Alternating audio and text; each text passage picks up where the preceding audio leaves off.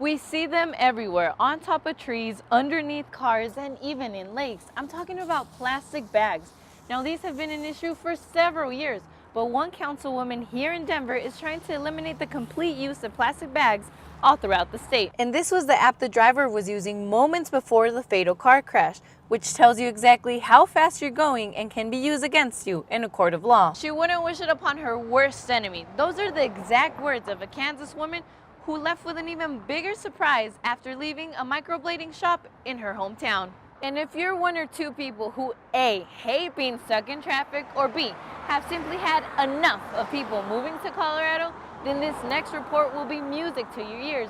And that's because a new state and federal regulation may soon make it more difficult for drivers to pass their vehicle emission tests, lowering the chances of people moving to Colorado. That's why local authorities recommend users create a passcode on their phone. This way only certain people are able to access the device. And it's potholes just like these that give Denver residents a bigger headache than what they're expecting. And many of them don't know who to contact when an issue like this happens on the road and interrupts their commute. 4.31% sales tax, that's what consumers are currently paying for when purchasing any female product. However, the Denver City Council may soon eliminate that charge. Now remember, if you or someone you know was affected by this storm and still remains without electricity, the number to call is 303-573-4358. And after last week's snowstorm, Coloradans are finally able to pick back up on their daily routines.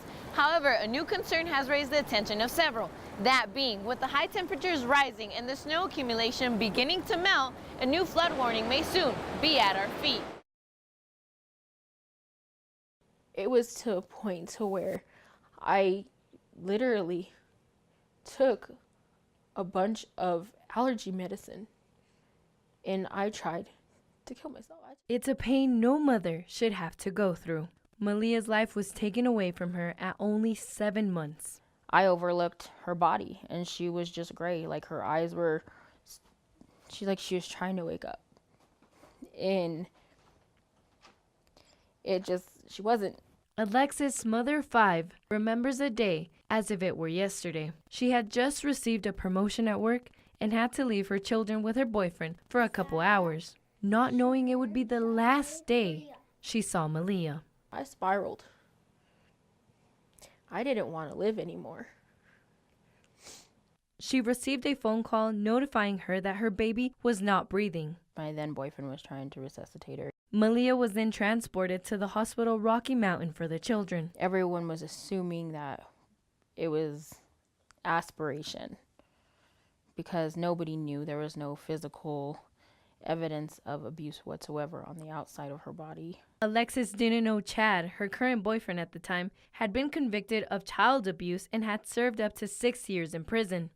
And after he was arrested, my then 5-year-old said she's seen the whole thing. And that hurt. Police arrested him for child abuse resulting in death and was charged with homicide after Malia's autopsy was revealed.